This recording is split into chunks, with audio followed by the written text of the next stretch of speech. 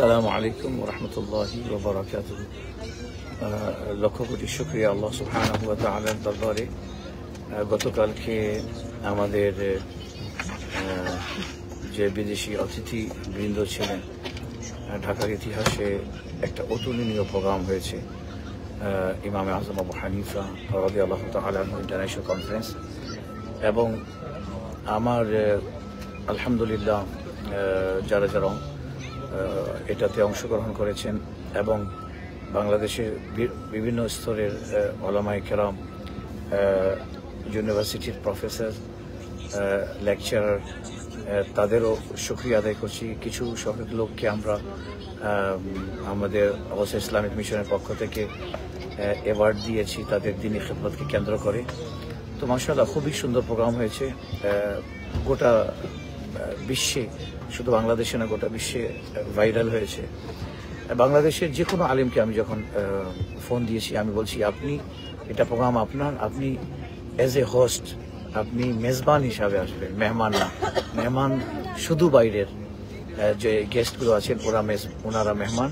আমরা বাংলাদেশে যত সুন্নি আলেম আলামা, মাশায়েখ, যত খতিব, সবাই আমরা, যতগুলো প্রিন্সিপাল, ভাইস প্রিন্সিপাল, সবাই আমরা হোস্ট, আমরা মেজবান, আমরা মেহমান না।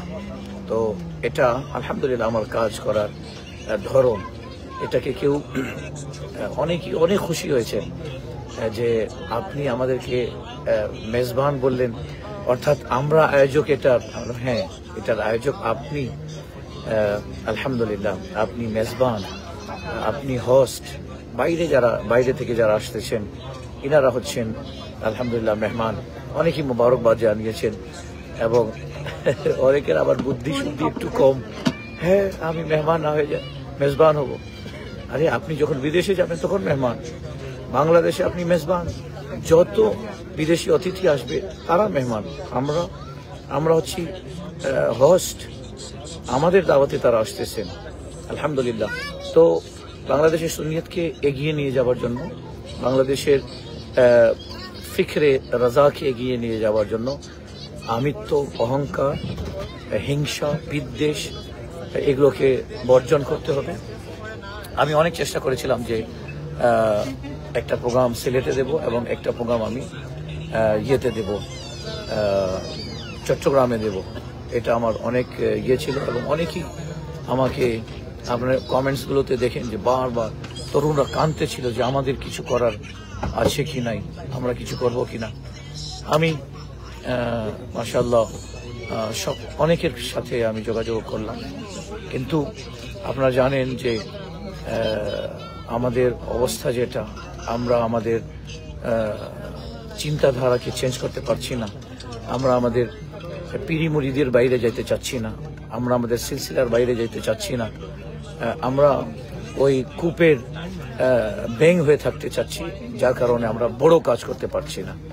এবং খুশির খবর শোনাচ্ছি, ইনশাআল্লাহ ইমামে আজম আবু হানিফা রহমতুল্লাহি তাআলা আলাইহির ওপর এমন একটা কাজ করতে যাচ্ছি যেটা বাংলাদেশে কেউ করেনি। সেটা হচ্ছে ইমামে আজম আবু হানিফা রহমতুল্লাহি তাআলা আলাইহির নামে আমরা ইনশাআল্লাহ তাআলা ওনার ফয়েজ ও বরকতে আল বারাকাত মেডিকেল কলেজ করব ইনশাআল্লাহ তাআলা। চেষ্টা আছে, বাকিটা আল্লাহ তাআলার ইচ্ছা। আমরা তো চেষ্টা করতে পারি, তৌফিক তো আল্লাহ সুবহানাহু ওয়া তাআলা দেবেন। তো এটা একটা বড় প্রজেক্ট আছে এবং আলহামদুলিল্লাহ কারো কাছ থেকে এক পয়সা চাঁদাও চাচ্ছি না। দোয়া করেন, বিশেষ করে তামাম সুন্নিয়তের যে সমস্ত ভাইরা আছেন তাদের দৃষ্টি আকর্ষণ করছেন। আসেন আমরা একটু ব্যাপক ব্রড মাইন্ডেড হয়ে আমরা কাজ করি। পীরি মুরিদি, সিলসিলা, নিজের পীর ভাই, এনারা তো আছেনই, এগুলোর বাইরে উঠে আমরা সুন্নিয়তের কাজ করি। তাহলে দেখবেন ইনশাআল্লাহ তাআলা আমরা বিশ্বব্যাপী কাজ করতে পারবো আলহামদুলিল্লাহ।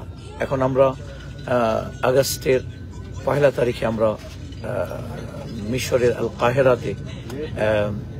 কায়রোতে আমরা ইন্টারন্যাশনাল কনফারেন্স করতে যাচ্ছি এবং সেখানে অলরেডি আমরা একটা লাইব্রেরি করব, যেখানে আলা হযরতের আলা হযরত রাহমাতুল্লাহি আলাইহি ব্যতীত আলা হযরত রাহমাতুল্লাহি আলাইহি সহ বাকি সমস্ত উলামায়ে আহলে সুন্নাত মুহাক্কিকিনদের কিতাব থাকবে।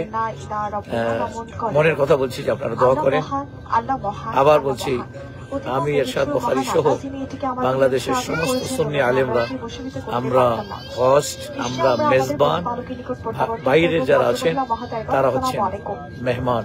আলহামদুলিল্লাহ, লক্ষ কোটি শুকরিয়া আল্লাহ তাআলার দরবারে করতেছি আলহামদুলিল্লাহ। আর মিরপুর 11, 12, 13 এসব ভাইদেরকে মোবারকবাদ জানাচ্ছি যারা ব্যাপক কাজ করছেন, অনেক মেহনত করছেন, মাসের পর মাস জেগে এত সাকসেসফুল প্রোগ্রাম হবে এটা আমি কখনো চিন্তাও করিনি। কিন্তু হ্যাঁ, আমার বিশ্বাস ছিল যে ইমাম আজমের প্রোগ্রাম অবশ্যই আল্লাহ তাআলা কামিয়াবি দান করবেন, অবশ্যই আল্লাহ সুবহানাহু ওয়া তাআলা তার হাবিবের উসিলায় খুব কামিয়াবি দান করবেন। আর আপনাদের সবার দৃষ্টি আকর্ষণ করছি যে আপনাদেরকে বলছি, আমার চিন্তা দেখেন কাজ করার, কেউ বলতেও পারবেন না আমার প্রিয় মসজিদের নাম কি, কেউ জানেন না। এটা আমি কখনো প্রকাশ করিনি।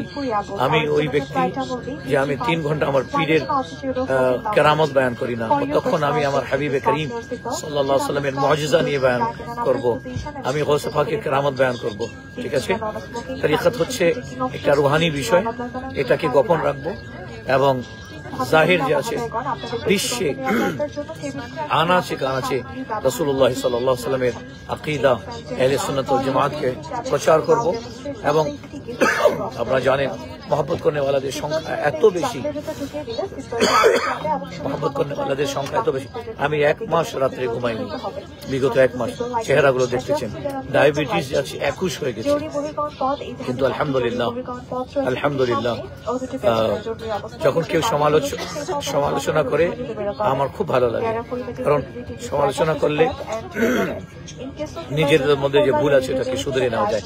আসুন আলেম সমাজকে বলবো, কালকে আমাদের ডক্টর মাসুম বাকিবিল্লাহ উনি হুজুর গৌসে পাক শাহনশাহ বাগদাদ সৈয়দ শেখ আব্দুল কাদের জিলানী রাহমাতুল্লাহ আলাইহির উপর পিএইচডি করছেন। আমাদের ইমানি দায়িত্ব ছিল ওনাকে ওনার সাহস আরো জোগানো, ওনার হিম্মত আফজাই করা। উনি যে গৌসে পাকের খাদেমদের জন্য, গৌসে পাকের আশেকদের জন্য যে উনি এত বড় একটা ইহসান করেছেন, এটাকে আমরা ভাষায় প্রকাশ করতে পারবো না।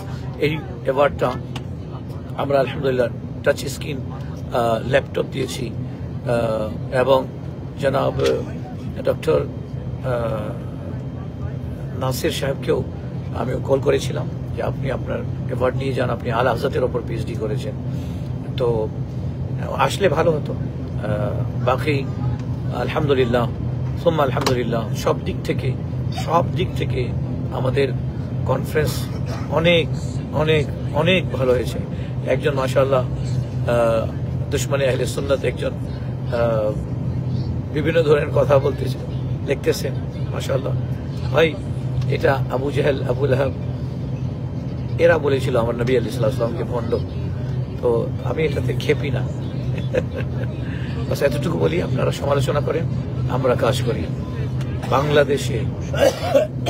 বাংলাদেশে আলেম আলামাদেরকে MBBS কোর্স করানো, FCPS কোর্স করে ডাক্তার বানানো, এটা আমরা প্রথমবার চিন্তা ভাবনা করছি, আমি করছি আল্লাহ তাআলার মেহেরবানিতে। এবং ইনশাআল্লাহ তাআলা আমাদের মাদ্রাসার বাচ্চাদের মধ্যে যারা ব্রিলিয়েন্ট, আমরা তাদেরকে বেছে আমরা তাদেরকে মেডিকেল সায়েন্সের দিকে ধাবিত করব।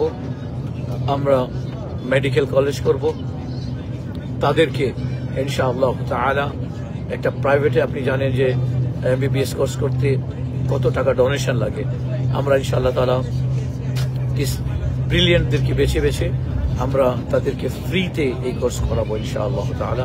দোয়া করেন, অনেক কাজ আমাদেরকে করতে হবে। আর আলেম সমাজকে বলবো, হিংসা বিদ্বেষ কিনা কপট থেকে আপনারা দূরে আছেন, আরো দূরে থাকেন। ইনশাআল্লাহ আমরা অনেক কাজ করব। আল্লাহ সুবহানাহু ওয়া তাআলা নেক্সটের জন্য ঘোষণা দিয়েছি আগামী বছর ইনশাআল্লাহ ওয়াইস রাজা কাদেরী ওনাকে নিয়ে আসবো এবং বিশ্ববরেণ্য আলামায়ে কেরাম তাদেরকে নিয়ে আসবো আগামী ইন্টারন্যাশনাল কনফারেন্সে ইনশাআল্লাহ। ফি আমানিল্লাহ, ওয়াসসালামু আলাইকুম ওয়া রাহমাতুল্লাহি ওয়া বারাকাতুহু। আমার কথায় যদি কেউ কষ্ট পেয়ে থাকেন আল্লাহর রাস্তায় ক্ষমা করবেন, ঠিক আছে? দোয়া করেন যে আমেরিকাতে তো কাজ হচ্ছে, মরিশাসে কাজ হচ্ছে, নেপাল ও ভারতে কাজ হচ্ছে, পাকিস্তানে আল বুখারী ফাউন্ডেশন করা হয়েছে, ওখানে কাজ হচ্ছে। এখন আমরা কানাডার দিকে এবং মিশরের দিকে ধ্যান দিচ্ছি। দোয়া করেন আল্লাহ সুবহানাহু ওয়া তাআলা যেন কবুল করেন। এবং প্রথম আগস্টে আমরা যে কায়রোতে কনফারেন্স করতে যাচ্ছি, এটাতে যারা যেতে ইচ্ছুক আপনারা আমার সাথে কন্ট্যাক্ট করবেন ইনশাআল্লাহ। ভিসার ব্যবস্থা আমি করব, টিকেটের ব্যবস্থা আপনি করবেন ইনশাআল্লাহ। আসসালামু আলাইকুম ওয়া রাহমাতুল্লাহি ওয়া বারাকাতুহু। আবার ধন্যবাদ। কালকের প্রোগ্রামকে সাকসেসফুল করার জন্য পুরো বাংলাদেশ থেকে মোবারকবাদ আসতেছে, পুরো বিশ্ব থেকে মোবারকবাদ আসতেছে। এটা আমার ইমামে আজম আবু হানিফা রাহমাতুল্লাহি তাআলা আলাইহির খাস নিগাহে করম, এটা গৌসে পাকের খাস দোয়া, আমার আলা হযরতের তাওজ্জুহাত আল্লাহ তাআলা কবুল করেন। ছাড়তে মন চাচ্ছে না, কিন্তু বলতে কষ্ট হচ্ছে। কালকে আপনি দেখেছেন কত উচ্চ আওয়াজে বক্তব্য দিয়েছি এবং তর্জমা করতে হয়েছে। সভাপতি ছিলাম কালকে, কিন্তু আমি সভাপতির আসনে বসিনি, আমি হোস্ট হয়ে আমি নিজে স্টেজ পরিচালনা করেছি। আমাদের ওই সভাপতি আর প্রধান অতিথি এটা লাগবে না। আমরা ইসলামের জন্য ঝাড়ু দেনেওয়ালা।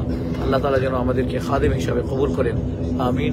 ওয়াসসালামু আলাইকুম ওয়া রাহমাতুল্লাহি ওয়া বারাকাতুহু।